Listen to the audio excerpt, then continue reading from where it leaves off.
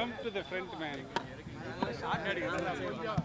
Sir கொஞ்சம் நகர்ந்தீங்கன்னா போலாமா? Right.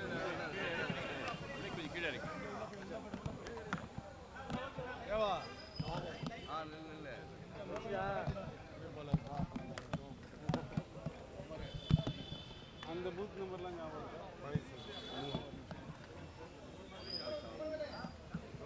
157 1428 இல்லை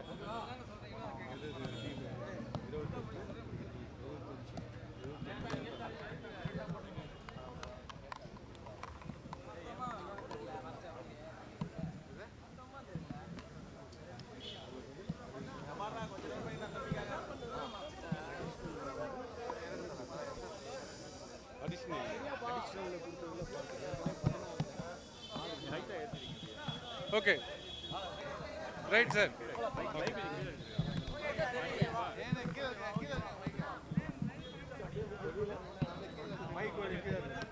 கொஞ்சம் மைக் கீழே இருக்கீங்க. ரைட் போலாம். கொளத்தூர் தொகுதியினுடைய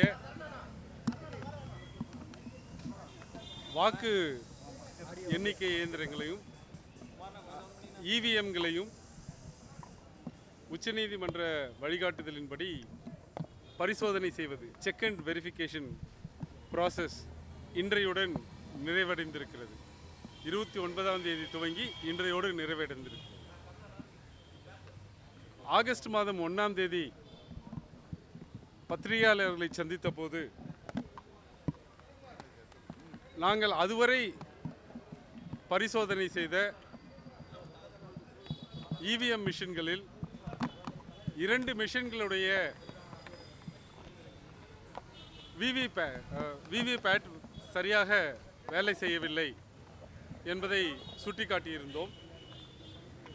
அதற்கு பிறகு வாக்குச்சாவடி எண் 157இல் அந்த அடையாளத்திற்கான சுற்றப்பட்டு சீல் வைக்கக்கூடிய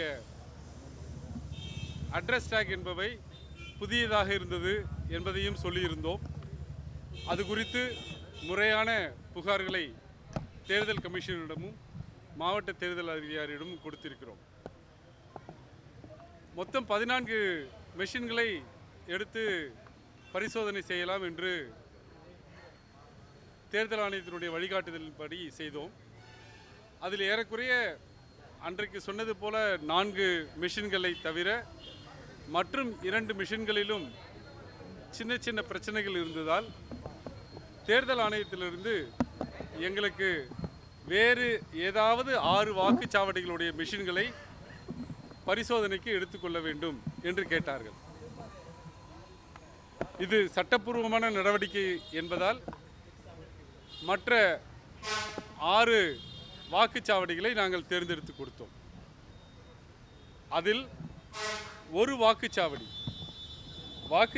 எண் 208இல் நான் ஏற்கனவே சொன்னது போல நோட்டா உட்பட கொளத்தூரில் போட்டியிட்டது 36 பேர்.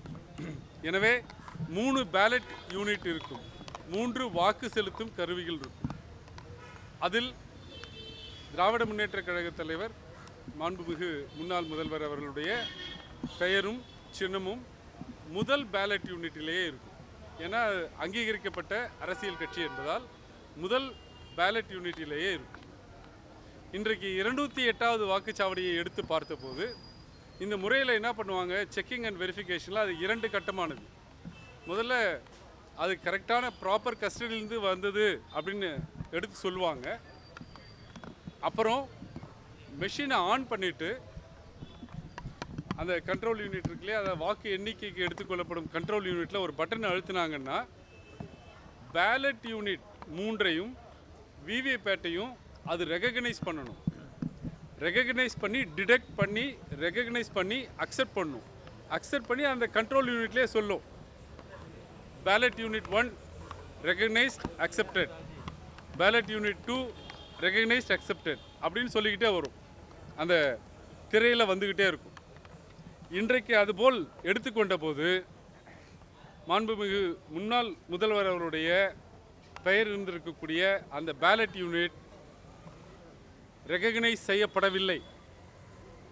அந்த மிஷின் கண்ட்ரோல் யூனிட்டில், அதாவது வாக்கு பதிவாகும் இயந்திரம் வாக்கு செலுத்தும் இயந்திரத்தை ரெகக்னைஸே செய்யலை. அது மெஷின் ஃபெயிலியர் என்று பெல் என்ஜினியரும் ஒப்புக்கொண்டார். அதற்கான விளக்கத்தை பின்வரும் நாட்களில் தேர்தல் ஆணையம் கொடுப்பார்கள் என்று எங்களுக்கு சொல்லியிருக்கிறார்கள். எனவே இதுவரை எடுத்துக்கொண்ட 14 இயந்திரங்களில் ஏறக்குறைய 5 இயந்திரங்கள் சரியாக இயங்கவில்லை அல்லது சரியான கஸ்டடியிலிருந்து ப்ரொடியூஸ் பண்ணலை, அட்ரஸ் டேக் இல்லை என்று 14 இயந்திரங்களில் ஏறக்குறைய 5 மிஷின்ஸ் வந்து சந்தேகத்திற்கு இடமாக இருக்கிறது. நான் ஏற்கனவே சொன்னது போல 30% வாக்கு இயந்திரங்கள் சந்தேகத்திற்கு உரியவையாக இருக்கின்றன. இது குறித்து நிச்சயமாக வழக்கு தொடருவோம் என்பதை உங்களுக்கு தெரிவித்துக் கொள்கிறேன்.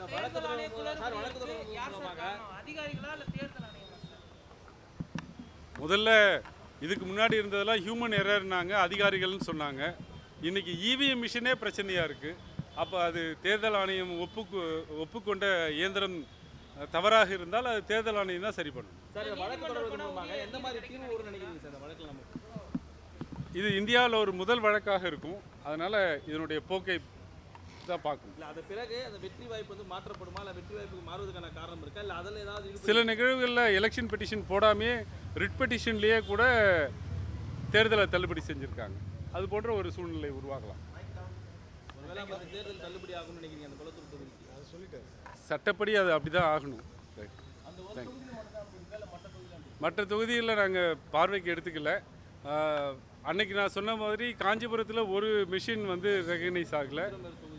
உத்திரமேரூரில் காஞ்சிபுரம் மாவட்டத்தில் ராஜபாளையம் தொகுதியில் வந்து 2 இவிஎம் மிஷினில் ஏஜென்ட் கையெழுத்து போடக்கூடிய டேக் இல்லை. அதையும் புகார் கொடுத்துரும். தேங்க்யூ. இதே போல தொடர்ந்து அந்த வாக்குச்சீட்டு முறையை தேங்க்யூ. அது பெரிய டிபேட்.